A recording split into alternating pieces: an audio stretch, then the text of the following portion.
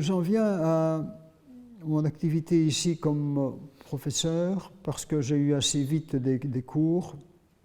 Ça a commencé par 1, puis 2, puis 3, puis finalement j'ai fini avec 5, donc ce qui me donnait pratiquement une activité à temps plein dans laquelle j'avais des facilités pour introduire mes recherches parce que ces cours-là ne m'étaient jamais des imposés. C'était des cours qui correspondaient à mes recherches. Donc, je veux dire que j'avais donc le loisir de bien les intégrer, de bien intégrer à la fois les enseignements et les recherches. Par exemple, j'avais un cours sur l'histoire des doctrines missionnaires en théologie. Pas de problème, ça correspondait à ce que j'avais fait. J'avais aussi un séminaire pour les étudiants d'histoire de deuxième candidature, donc de deuxième année, pour lequel, puisque c'était des travaux pratiques, je pouvais choisir moi-même ma thématique. Et j'ai toujours choisi des thématiques en rapport, bien évidemment, avec ce que je recherchais. J'ai eu comme ça pas mal de choses qui m'ont moi-même, les étudiants, je ne sais pas, je l'espère, moi-même qui m'ont passionné. Et j'avais notamment lancé les études femmes à Louvain-la-Neuve. J'ai parfois eu l'impression que j'avais lancé les études femmes, c'est-à-dire l'étude sur les conditions féminines. Je ne sais pas si c'était tout à fait vrai, mais au moins en histoire, c'est avec Luc Courtois et Françoise Rosard qu'on avait lancé les études femmes, parce que en 1889, le législateur belge, pour la première fois, s'était penché sur le sort des femmes et des enfants dans les établissements industriels. Alors, c'est ambigu, parce que la première fois que le législateur belge s'occupe des femmes, c'est pour les limiter, de protéger et les limiter, de protéger contre l'abus dans les établissements industriels, mais c'est quand même pour les limiter, pour leur dire qu'elles ne peuvent pas faire ça. Bon, donc, alors évidemment, c'est ambigu, parce que, c'est à la fois la libération, pas faire des travaux lourds, mais c'est les limiter en disant, oui, mais elles ne peuvent pas faire ça, alors que maintenant, on dirait, elles peuvent faire tout. En fait, c'était surtout pour limiter le travail des enfants, le nombre d'heures, le nombre que les enfants ne peuvent pas travailler, parce qu'à l'époque, évidemment, le nombre d'heures des enfants dans les mines et dans les usines, c'était quand même assez important, et c'était très mauvais pour la santé, et pour les femmes aussi, mais c'était pour les protéger. Mais voilà, c'était donc ambigu, mais toujours est-il qu'on avait lancé on a fait une exposition sur le centenaire de la loi sur le travail des femmes en 1989, donc un siècle après. Qu'est-ce que les femmes sont devenues en un siècle? Comment ont-elles évolué depuis un siècle? Alors, on avait fait l'évolution de la condition féminine depuis un siècle, qu'on avait complété par un ouvrage « Femmes et pouvoir ». Femmes et pouvoir, c'est donc l'évolution du pouvoir des femmes dans la société depuis un siècle. Comment elles ont évolué, comment elles ont pris davantage de place dans la vie publique.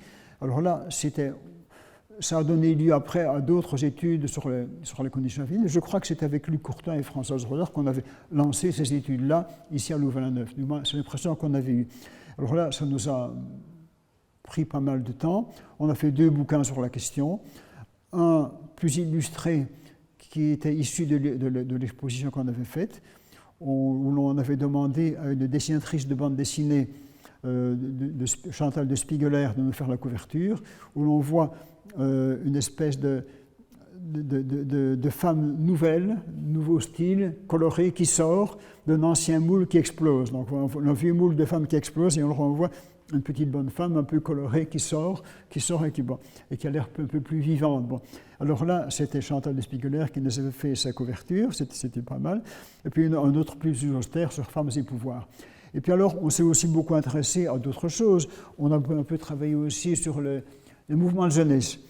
Avec Françoise Rosard, j'ai beaucoup travaillé sur le mouvement de jeunesse, notamment sur le scoutisme. Parce que moi-même, j'avais été scout dans ma jeunesse. Alors ça m'avait un petit peu marqué, parce que je dirais, c'était quand même une expérience marquante de jeunesse, l'apprentissage de la vie dans le camp, de la vie dans la nature, c'était fort marquant. Et alors, j'avais été fort marqué par le scoutisme. Et quand le chanoine Aubert, justement, avait lancé des études sur le mouvement de jeunesse catholique, je n'avais pas embrayé tout de suite, mais quand j'ai eu des séminaires à préparer, eh bien, j'ai lancé des études sur le scoutisme avec Françoise Rosard. Et elle a fait quelques bouquins auxquels j'ai collaboré sur le scoutisme, et notamment sur l'esthétique du mouvement scout, sur l'art du mouvement scout. Et c'est parce que le mouvement scout avait sécrété dans les locaux scouts, dans les uniformes, toute une esthétique de vie qui se reflétait dans l'esthétique des locaux, dans les façons de concevoir l'imagerie scout, de garnir les locaux scouts, de dessiner dans les revues de scoutisme, et tout ça me semblait intéressant. On avait analysé, donc j'ai notamment analysé, toute cette esthétique de cet art scout qui traduisait une esthétique de vie, une vie un petit peu, avec des idéaux un peu élitistes, hein, d'une vie rude, qui témoignait d'une moralité impeccable, etc., qui s'enrobait de toute dans le scoutisme catholique, de toute une rhétorique un peu élitiste. Hein, apprenez-nous au cœur de Jésus, notre chef, notre frère, apprenez-nous à être généreux et dédaigneux dans la labeur mercenaire. Dédaigneux dans la labeur mercenaire. Évidemment, c'est tout un élitisme qui se manifeste là-dedans, mais qui se traduisait dans un art, dans la chanson scout. Alors j'ai encore, voilà, ça m'a beaucoup passionné. Bon, alors j'ai fait quelques bouquins avec Françoise Rosard sur la question, quelques articles. Et puis alors du scoutisme, on est passé à vivre son corps et en parler. Parce que dans le scoutisme, il y avait tout un culte du corps qui se manifestait. Et de là, on s'est intéressé à la façon dont la jeunesse avait pris conscience de son corps, notamment dans l'entre-deux-guerres.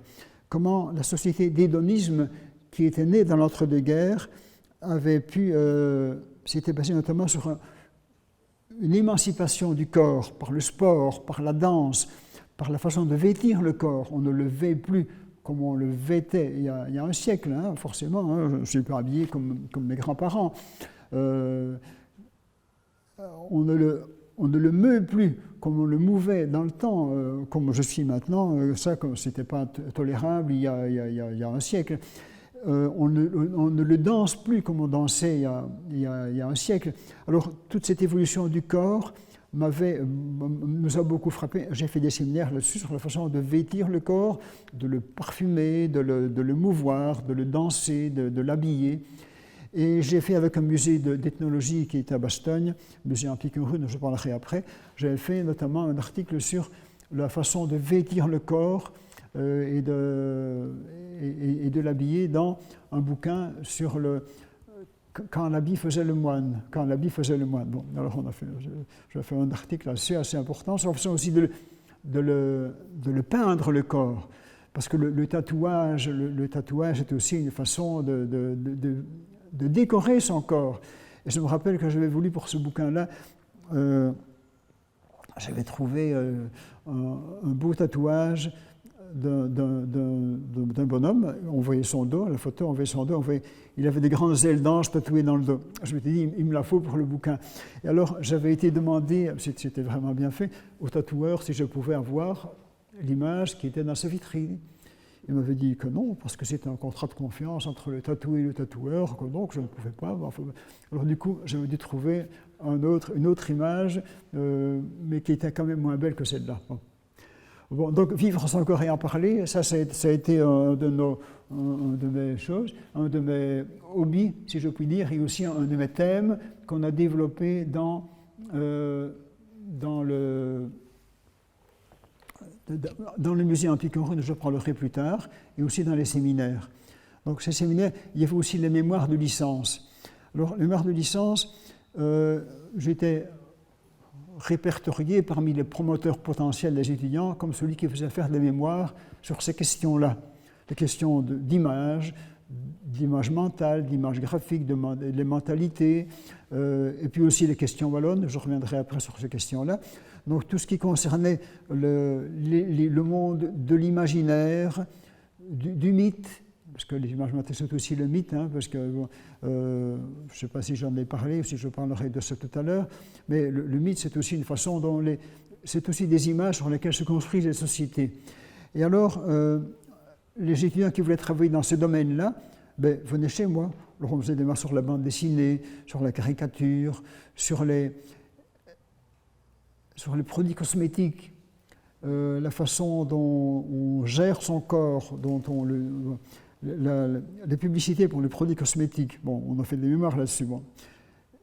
Alors, j'ai parfois l'impression que mes collègues historiens trouvaient que je faisais un peu des choses un peu pas très historiennes. Parce qu'évidemment, s'occuper d'un fabliau du Moyen-Âge, c'est intéressant, mais s'occuper d'une petite image de dévotion ou d'une publicité pour un produit cosmétique, est-ce que c'est de l'histoire, quoi? Est-ce que c'est assez noble pour faire l'objet d'une étude historienne? Alors évidemment, j'ai parfois dû affronter des petits sourires, enfin, qu'est-ce qui fait là pour une histoire, quoi? Bon. Alors en fait, c'était de l'histoire de la vie quotidienne, de la vie des gens. C'était l'histoire de ce que les gens pensent, de ce que les gens font, pas de ce que les grands décident. Hein. Toujours un peu une obsession de faire mon chemin en dehors de ce que les grands décident pour moi, mais toujours pas de ce que les gouvernants décident, mais la façon dont les gens le reçoivent, le vivent, et ce qu'ils font avec tout cela. Alors c'était un peu les thématiques à la fois de mes travaux, à la fois de mes séminaires, et voilà quoi. J'ai, dans les dernières années de ma carrière universitaire, j'avais hérité d'un cours sur l'histoire l'image comme document pour l'historien. On était à quelques-uns, mais voilà, c'était un des moyens pour moi d'exprimer un peu mes idées. Et puis alors, tous ces mémoires de licence, pour moi, et ces thèses de doctorat, c'était vraiment des expériences très profondes, très, très prenantes. Parce que quand on donne un cours, on est devant un certain nombre d'étudiants, on voit qu'ils ont l'air intéressés ou pas, ça c'est autre chose, mais quand ils viennent vous trouver pour faire un mémoire, c'est qu'ils ont un intérêt pour le genre de choses que l'on fait, et petit à petit on les voit passer, parce qu'en mémoire on les suit pendant 2 ans, hein. Or on les voit dans son bureau pendant 2 ans qui viennent de tous les mois, etc. Alors on les voit progresser, on les voit vraiment suivre.